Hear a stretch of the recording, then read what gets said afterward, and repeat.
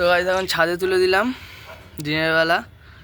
তো এই দেখো এখানে হাফ রোদ রয়েছে, এইদিকেও রোদ রয়েছে, মাঝখানে ছাওয়া। এবার ওদের যেখানে ইচ্ছা হবে সেখানে যাবে, ঘুরছে। এই ওপর দিয়ে এরকম কভার করা বড় খাঁচা, এটা 2x2x2 মানে 2 ফিট কিউব খাঁচা। মাঝখানে এখানে আর এদিকে জলের ব্যবস্থাও রয়েছে।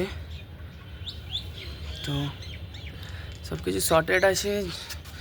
আমি আসলে এই পাথরটা নিয়ে এসেছি, হচ্ছে এই জলের এটাতে উল্টে না দেয়, সেই কারণে এরকমভাবে হচ্ছে না। বড় দরজাটা খুলি,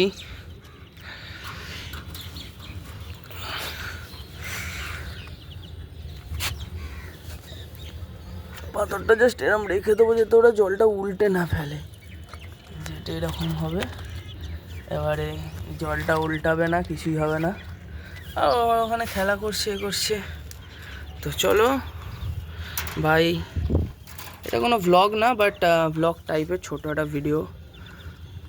তো রোদের তেজ আজকে খুব বেশি আছে, ওই যে সূর্য মামা মাথার উপরে।